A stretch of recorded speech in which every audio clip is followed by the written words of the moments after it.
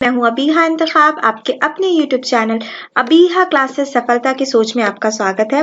तो आज हम पढ़ेंगे वेद। ठीक है, वेद के बारे में यहाँ पे हम डिटेल में बात करेंगे। वेदों का परिचय, वेदों का इतिहास, वेदों के उपवेद और साथ ही साथ जो सबसे इंपॉर्टेंट क्वेश्चंस बनते हैं, जिससे ऋग्वेद से, यजुर्वेद से, सामवेद से, अथर्ववेद से, तो इन पर भी हम डिटेल में बात करेंगे। तो चलिए आज का लेक्चर स्टार्ट करते हैं। लेक्चर स्टार्ट करने से पहले मैं बता दूं, अगर आप चैनल पे नए हैं तो चैनल को सब्सक्राइब जरूर कीजिएगा, क्योंकि हमारे चैनल पे history, geography, economics, GS, current affairs और साथ ही साथ गवर्नमेंट जॉब्स की जो भी नोटिफिकेशंस आती हैं उसकी पहली इंफॉर्मेशन आप तक पहुंचाई जाती है। तो बेल आइकन भी प्रेस कीजिएगा, चैनल सब्सक्राइब कीजिएगा, वीडियो लाइक कीजिएगा। तो चलिए आज का लेक्चर स्टार्ट करते हैं। देखिए, इस जगत, इस जीवन एवं परमपिता परमेश्वर, इन सभी का वास्तविक ज्ञान वेद है। देखिए, इस जीवन, इस जगत, इस परमपिता परमेश्वर का जो सभी वास्तविक ज्ञान है ना, वो क्या है? वेदों में है। वेद बहुत पुराने होते हैं, इसमें आपके जगत का, जीवन का और जो हमारे परमपिता परमेश्वर है उनके बारे में सारी इंफॉर्मेशन होती है। तो अब चलिए पढ़ते हैं वेदों का परिचय। वेद दुनिया के लगभग सबसे पुराने लिखित दस्तावेज हैं। वेद ही हिंदू धर्म के सर्वोच्च और सर्वोपरि धर्म ग्रंथ है। ऐसा माना जाता है कि वेदों के आधार पर ही दुनिया के अन्य मजहबों की उत्पत्ति हुई, जिन्होंने वेदों के ज्ञान को अपने अपने तरीके से भिन्न भिन्न भाषा में प्रचारित किया। देखिए, वेद दुनिया के लगभग सबसे पुराने लिखित दस्तावेज है। सबसे पुराने वेद बहुत पुराने हैं। वेद ही हिंदू धर्म के सर्वोच्च और सर्वोपरि धर्म ग्रंथ है। देखिए, वेदों में हिंदू धर्म के बारे में जितने भी आप बोल सकते हैं, हिंदू धर्म के रूल्स क्या हैं, कैसे चीजें अपनाई जाएंगी, पूजा पाठ कैसे किया जाएगा, कैसे देवताओं की उत्पत्ति हुई, कैसे दुनिया की उत्पत्ति हुई, इन सब चीजों के बारे में कहां पे लिखा है? वेदों में लिखा है। आगे देखते हैं, वेदों के आधार पर ही दुनिया के अन्य मजहबों की उत्पत्ति हुई है, जिन्होंने वेदों के ज्ञान को अपने अपने तरीके से भिन्न भाषा में प्रचारित किया है। देखिए, जो वेदों को मानते हैं उनका मानना है कि दुनिया में जितने भी मजहब बने वो सब कहां से बने? वेद से बने। उन लोगों ने वेदों को पढ़ा और अपने हिसाब से अपने अपने भाषा में प्रचारित किया और अपने अपने धर्म उससे बना लिए। अब आगे पढ़ते हैं। वेद शब्द संस्कृत के विद शब्द से निर्मित है। देखिए, बहुत इंपॉर्टेंट चीज है।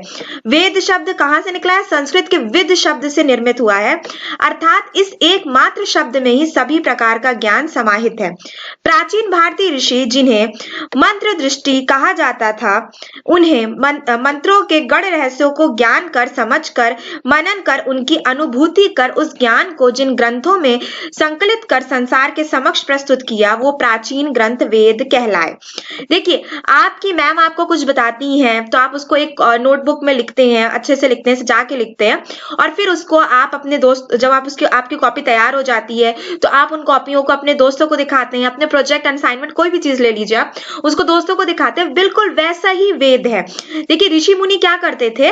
मंत्रों के जो रहस्य थे उनका ज्ञान करते थे, मंत्रों को गढ़ते थे, उनके रहस्यों का ज्ञान करते थे, मनन करते थे, अनुभूति करते थे, और फिर उसके बाद एक ग्रंथ में उसको लिखते थे। उन मंत्रों को क्या करते थे? एक ग्रंथ में लिखते थे, और वो ग्रंथ दुनिया के सामने प्रस्तुत करने के लिए वो ग्रंथ क्या कहलाए? वेद कहलाए। एक ऐसी भी मान्यता है कि इनके मंत्रों को परमेश्वर ने प्राचीन ऋषियों को अप्रत्यक्ष रूप से सुनाया था। देखिए, क्या किया था? ऋषियों को अप्रत्यक्ष, डायरेक्ट नहीं, इनडायरेक्ट, मतलब आसमान से सुनाया होगा, सामने कभी नहीं आया ऋषियों के, तो ऋषियों को क्या किया? अप्रत्यक्ष रूप से सुनाया था। इसलिए वेदों को श्रुति भी कहा जाता है। श्रुति का अर्थ होता है अप्रत्यक्ष रूप से सुनाया जाने वाला मंत्र। ठीक है, तो इन मंत्रों को परमेश्वर ने क्या किया? प्राचीन ऋषियों को, मतलब बहुत पुराने ऋषि, वेदों को किसने लिखा? ये बातें पता नहीं चलती, क्योंकि वेद एक बहुत बड़े ग्रंथ के रूप में है, जिन्हें कई भागों में बांटा गया। तो वेद को किसने लिखा ये बात पता नहीं चलती, बल्कि कहा जाता है कि वेदों को प्राचीन ऋषियों ने लिखा।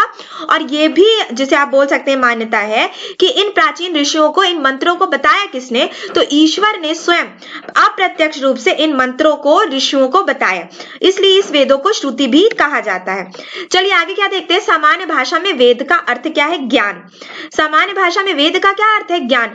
क्योंकि वेदों में बहुत सी ज्ञान रूपी बातें हैं। वेदों में अगर हम वेद पढ़ते हैं तो हमें जगत, संसार, परमेश्वर, ईश्वर, इन सब के बारे में पता चलता है। इसी कारण इसे का अर्थ क्या निकाला जाता है? ज्ञान। वस्तुतः ज्ञान वह प्रकाश है जो मनुष्य मन के अज्ञान रूपी अंधकार को नष्ट कर देता है। वेद पुरातन ज्ञान विज्ञान का अतः भंडार। अतः भंडार मतलब इसकी कोई लिमिट नहीं है, इतना बड़ा ये भंडार है। इसमें मानव की हर समस्या का समाधान है। वेद में ब्रह्म यानी ईश्वर, देवता, ब्रह्मांड, ज्योतिष्य, गणित, रसायन, औषधि, प्रकृति, खगोल, भूगोल, धार्मिक नियम, इतिहास, रीति रिवाज आदि लगभग सभी विषयों से संबंधित ज्ञान भरा पड़ा है। देखिए, वेदों को आप सिर्फ ये नहीं बोल सकते कि एक धार्मिक पुस्तक है जिसमें केवल और केवल धर्मों के बारे में, नहीं, इसमें ऐसा भी ज्ञान है जो दुनिया के लिए बहुत महत्वपूर्ण है, जैसे कि ब्रह्मांड, ज्योतिष्य, गणित, रसायन, औषधि, प्रकृति, खगोल, भूगोल, इतिहास। ये सब कौन से आपके ज्ञान है, कौन से विषय हैं? दुनिया के विषय हैं, जिसे आप सब्जेक्ट विषय जान के आप नई चीजें बना सकते हैं, क्रिएट कर सकते हैं। देखिए, मैथ्स के नियम बहुत से इंपॉर्टेंट है जो वेदों से हमें मिले, रसायन की बहुत सी चीजें हमें वेदों से मिली। तो वेदों में अथाह ज्ञान है, ठीक है, अतः भंडार है, अतः ज्ञान है जिसकी कोई लिमिट नहीं है।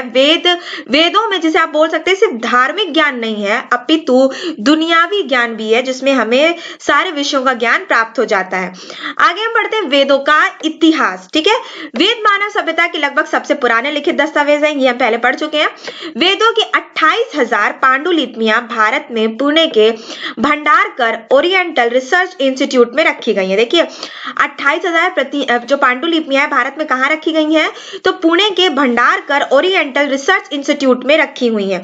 इनमें से ऋग्वेद की 30 पांडुलिपियां बहुत ही महत्वपूर्ण हैं, जिन्हें यूनेस्को ने विरासत सूची में शामिल किया। देखिए, इसमें से ऋग्वेद की, ठीक है, ऋग्वेद की 30 पांडुलिपियां बहुत ही महत्वपूर्ण है, जिन्हें यूनेस्को क्या, कौन सी ऑर्गेनाइजेशन है? यूनेस्को। देखिए, पूरे विश्व में जितने भी विरासत स्थल हैं उनके बारे में यूनेस्को बताता है, तो यूनेस्को ने विरासत में शामिल किया है 30 पांडुलिपियों को। यूनेस्को ने ऋग्वेद की 1800 से 1500 ईस्वी पूर्व की 30 पांडुलिपियों को संस्कृत धरोहर की सूची में शामिल किया है। उल्लेखनीय है कि यूनेस्को की 158 सूची में भारत की महत्वपूर्ण पांडुलिपियों की सूची 38 है। देखिए, यूनेस्को की जो 100 जिसे आप बोल सकते हैं 58 सूचियों में से 38 तो सिर्फ भारत की है। तो एक बहुत बड़ा, जिसे आप बोल सकते हैं, भारत के लिए गौरव की बात है कि जो हम बात कर रहे हैं ऋग्वेद में, ऋग्वेद से जो 1800 से 1500 ईसा पूर्व की इसमें पांडुलिपियां, उसमें से 30 पांडुलिपियां यूनेस्को ने शामिल की, और जो 198 पांडुलिपियां यूनेस्को के पास पूरे विश्व की उपलब्ध है, उसमें से भारत की पांडुलिपियां 38 है। ठीक है, तो बहुत अच्छे नंबर है जिसे आप बोल सकते हैं। यहाँ पे आगे बात करते हैं वेदों के उपवेद। ठीक है, जैसे कि ग्रहों के उपग्रह होते हैं वैसे वेदों के उपवेद। ऋग्वेद का आयुर्वेद, यजुर्वेद का धनुर्वेद, सामवेद का गंधर्व वेद और अथर्ववेद का स्थापत्य वेद से क्रमशः 4 वेदों के उपवेद बतलाए जाते हैं। देखिए, ये बहुत इंपॉर्टेंट है। आपको कई बार जब वेद पढ़ाए जाते हैं तो सिर्फ ऋग्वेद, यजुर्वेद, सामवेद, अथर्ववेद पढ़ा दिया जाता है, लेकिन उनके उपवेद कभी नहीं पढ़ाए जाते। कई बार क्वेश्चन उपवेद से भी बन जाता है कि ऋग्वेद का उपवेद क्या है, तो आयुर्वेद है। यजुर्वेद का उपवेद क्या है? धनुर्वेद है। सामवेद का उपवेद क्या है? गंधर्व वेद है। अथर्ववेद का उपवेद क्या है? स्थापत्य वेद है। ये क्रमशः 4 वेदों के उपवेद बतलाए जाते हैं। वेद के विभाग 4 हैं। कौन कौन से? ऋग्वेद, यजुर्वेद, सामवेद और अथर्ववेद। ठीक है, ऋग स्थिति, यजु रूपांतरण, साम गतिशील और अथर्व जड़। ठीक है, देखिए, अर्थ के रूप में अगर हम बात कर लेते हैं तो ऋग का स्थिति, यजु का रूपांतरण, साम का गतिशील और अथर्व का जड़। ऋग को धर्म, यजु को मोक्ष, साम को काम, अथर्व को अर्थ भी कहा जाता है। इन्हीं के आधार पर धर्मशास्त्र, अर्थात जैसे कि हम देख सकते हैं धर्मशास्त्र, अर्थशास्त्र, काम शास्त्र और मोक्ष शास्त्र की रचना हुई है। इन्हीं के आधारों पर, ये जो 4 वेद हैं, इन्हीं के आधारों पर किसकी रचना हुई है? धर्मशास्त्र, अर्थशास्त्र, काम शास्त्र और मोक्ष शास्त्र की। चलिए आगे बात करते हैं हम ऋग्वेद। देखिए, 4 वेद हैं, इन चारों वेद पे अब हम डिटेल में बात करते हैं। ऋग्वेद क्या है? सबसे प्राचीन वेद है ये। अगर हम चारों वेदों की बात करते हैं तो चारों वेदों में सबसे प्राचीन और सबसे पहला वेद है ऋग्वेद। ऋग अर्थात स्थिति, जो हम पहले जान चुके हैं। ज्ञान ऋग्वेद सबसे पहला वेद है जो पदात्मक है, ठीक है। पदात्मक यानी पद के हिसाब से है, जैसे आप पद पढ़ते हैं ना हिंदी साहित्य में, तो पदात्मक है, पदों के हिसाब से है। इसके 10 मंडल, अध्याय में हम क्या देखते हैं, इसके 10 मंडल है टोटल, यानी कि 10 अध्याय है, मंडल है, जिसमें 1028 सूक्त है, जिसमें 11,000 मंत्र है। इस वेद की 5 शाखाएं हैं, ठीक। देखिए, आपको जब वेद पढ़ाया जाता है ना, तो इतना डिटेल में नहीं पढ़ाया जाता। यहाँ पे हम एकदम डिटेल में पढ़ाते हैं, क्योंकि आपके कोई भी क्वेश्चन छूटे ना आपसे, इसलिए हम यहाँ पे आपको इतना डिटेल में पढ़ाते हैं, ठीक है। तो देखिए, यहाँ पे हम बात कर रहे हैं, इस वेद की 5 शाखाएं हैं, शाकल्प, वास्कल, आश्ला, अश्वलायन, शांखायन और मंडूकायन, ठीक है। इसमें हम क्या देखते हैं, भौगोलिक स्थिति और देवताओं के आवाहन के मंत्रों के साथ साथ बहुत कुछ है। ऋग्वेद की ऋचाओं में देवताओं की प्रार्थना, स्तुतियां, देवलोक में उनकी स्थिति का वर्णन, इसमें जल चिकित्सा, जल जिसे हम देखते हैं वायु चिकित्सा और सौर चिकित्सा, और साथ ही साथ मानस चिकित्सा और हवन द्वारा चिकित्सा का आदि का भी जानकारी यहाँ पे हमें मिलती है, ठीक है। देखिए, ऋग्वेद सबसे प्राचीनतम वेद है, ये मैंने पहले ही बता दिया आपको। और इस वेद में जैसे कि हम क्या देखते हैं कि देवताओं के बारे में जितनी भी चीजें, यानी कि ऋचाओं में जैसे देवताओं की प्रार्थनाएं हैं, स्तुतियां हैं, देवलोक में उनकी स्थिति है, जल चिकित्सा, वायु चिकित्सा, सौर चिकित्सा, मानस चिकित्सा, हवन द्वारा चिकित्सा आदि की भी जानकारी इसी वेद में हमें मिलती है। ऋग्वेद के 10वें मंडल में औषधि सूक्त यानी कि दवाओं का जिक्र भी मिलता है। ऋग्वेद के 10वें मंडल में औषधि सूक्त, जिसे आप बोल सकते हैं उस टाइम की मेडिकल पुस्तक, ठीक है। औषधि सूक्त यानी दवाओं का भी जिक्र मिलता है। इसमें औषधियों की संख्या 125 के लगभग बताई गई है, जो कि 107 स्थानों पर पाई जाती हैं। औषधि में सोम का विशेष वर्णन है। ऋग्वेद में चैवन ऋषि को पुनः युवा करने की भी कथा मिलती है। देखिए, इनसे क्वेश्चंस बनते हैं कि किस वेद में चैवन ऋषि को पुनः युवा करने की कथा मिलती है, तो उस वेद का क्या नाम है, ऋग्वेद।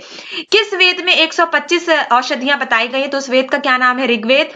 चलिए, किस वेद में 10 मंडल है, 128 सूक्त है और 11,000 मंत्र हैं, तो उसका क्या नाम है, ऋग्वेद। देखिए, एक ऋग्वेद से कितने सारे क्वेश्चंस बन गए। आगे चलिए पढ़ते हैं, हम यजुर्वेद को जानते हैं। यजुर्वेद का अर्थ होता है यता जू, यानी कि यजु। यता का अर्थ होता है गतिशील अथवा जू का अर्थ होता है, ठीक है, गतिशील, तथा जू का अर्थ होता है आकाश, यानी कि गतिशील आकाश। इसके अलावा कर्म, श्रेष्ठतम कर्म की प्रेरणा। यजुर्वेद में यज्ञ की विधियां, यज्ञों में प्रयोग होने वाले मंत्र हैं। यज्ञ के अलावा तत्व ज्ञान का वर्णन है। यह वेद गद्यमय है। पहला वाला क्या था, ये पदमय था, यानी कि पद की स्थिति में था, और ये गद्य की स्थिति में है। इसमें यज्ञ की असल प्रक्रिया के लिए गद्य मंत्र है। इस वेद की 2 शाखाएं हैं, शुक्ल और कृष्ण। देखिए, मैंने यहाँ पे आपको जो बताया था उपवेद, तो यहाँ पे मैंने बताया था ऋग्वेद का उपवेद आयुर्वेद है, यजुर्वेद का धनुर्वेद है, गंधर्ववेद का, सामवेद का गंधर्व वेद है, अथर्ववेद का स्थापत्य वेद है। उसी तरह इन वेदों की शाखाएं भी होती हैं, जैसे कि ऋग्वेद की 5 शाखाएं हैं, ठीक है। अब बात करें यजुर्वेद, यजुर्वेद की 2 शाखाएं हैं, कृष्ण और शुक्ल। तो ये सब आपको अच्छे से याद रखना है, इतना डिटेल में बहुत कम लोग आपको पढ़ाते हैं। बस ये बता दिए यजुर्वेद क्या है, जिसमें यज्ञों के बारे में अध्ययन मिलता है, जिसमें यज्ञों के बारे में गद्यमय होता है और यज्ञों के बारे में इसमें पूरी जानकारी मिलती है। लेकिन नहीं, इसके आपको उपवेद भी पता होने चाहिए, इसकी शाखाएं भी पता होनी चाहिए आपको। तो यहाँ पे हमने देखा कि यह वेद गद्यमय है, इसमें यज्ञ की असल प्रक्रिया के लिए गद्य मंत्र हैं। इस वेद की 2 शाखाएं हैं, शुक्ल और कृष्ण। कृष्ण वैश्व, हम जो देखते हैं कि वैशंपायन ऋषि का संबंध कृष्ण से है। कृष्ण की 4 शाखाएं हैं। अब उसमें हम इतने डिटेल में नहीं जाते, बस हमें कृष्ण से मतलब है, क्योंकि कृष्ण, शुक्ल और कृष्ण किसकी, जिसे आप बोल सकते हैं शाखाएं, यजुर्वेद की शाखाएं हैं। शुक्ल में बात करते हैं, याज्ञवल्क्य ऋषि का संबंध शुक्ल से है।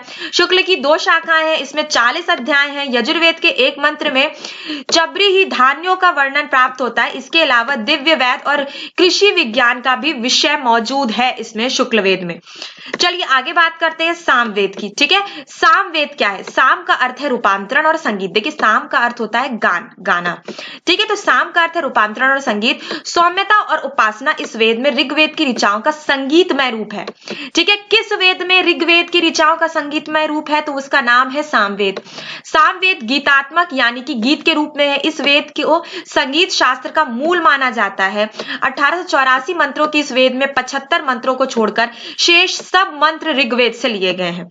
इसमें सविता, अग्नि, इंद्र देवताओं के बारे में भी जिक्र मिलता है। इसमें मुख्य मुख्य रूप से 3 शाखाएं और 75 ऋचाएं हैं। ये आपको अच्छे से याद रखनी है, 3 शाखाएं 75 ऋचाएं हैं। टोटल अगर हम मंत्रों की बात करते हैं तो 1824 इसमें टोटल मंत्र है और 75 मंत्र को छोड़कर बाकी सारे के मंत्र ऋग्वेद से लिए गए हैं। सामवेद का अर्थ होता है गान, ठीक है। और देखिए ऋग्वेद का, इसमें जिसे आप बोल सकते हैं संगीतमय रूप है सामवेद। आगे बात करते हैं लास्ट वेद जो है अथर्ववेद। थर्व का अर्थ है कंपन और अथर्व का अर्थ है अकंपन। ज्ञान से श्रेष्ठ कर्म होते हुए जो परमात्मा की उपासना में लीन रहता है वही अकंप बुद्धि को प्राप्त होकर मोक्ष धारण करता है। इस वेद में रहस्यमय विधाओं, जड़ी बूटियों, चमत्कारों और आयुर्वेद आदि का जिक्र है। इसके 20 अध्याय में 5687 मंत्र है। इसके 8 खंड हैं जिनमें भेषज वेद और धातु वेद ये 2 नाम मिलते हैं। देखिए अथर्व वेद सबसे अंतिम वेद और सबसे नवीनतम वेद है। इस वेद में बहुत से अंधविश्वासों के बारे में जिक्र भी है। इस वेद में ही कहा गया है कि स्त्री, जिसे आप बोल सकते हैं स्त्री और शूद्र शास्त्रों को छूने की अनुमति उनको नहीं है। तो अथर्व वेद सबसे नवीनतम वेदों में माना जाता है, ठीक है। अब मैंने आपको चारों के चारों वेद यहाँ पे पढ़ा दिए। सामवेद क्या है? साम जिसमें गाने के बारे में हमें पता चलता है। ऋग्वेद की सारी ऋचाओं का इसमें अध्ययन है। यजुर्वेद क्या है? तो यजुर्वेद जिसमें यज्ञों के बारे में, जिसे आप बोल सकते हैं सारे नियम कानून वगैरह है। ऋग्वेद क्या है? ये सबसे प्राचीनतम सबसे प्रथम वेद है। इसमें देवताओं के बारे में और जितनी भी औषधियां हैं उनके बारे में जिक्र है। तो यहाँ पे हमने आपको वेदों के उपवेद भी पढ़ा दिए, वेदों का इतिहास भी पढ़ा दिया और साथ ही साथ वेदों का परिचय भी पढ़ा दिया। तो इस जगत, इस जीवन एवं परम पिता परमेश्वर, इन सभी का वास्तविक ज्ञान वेद है। तो आज का वेद का लेक्चर बस इतना ही। वीडियो देखने के लिए बहुत बहुत धन्यवाद।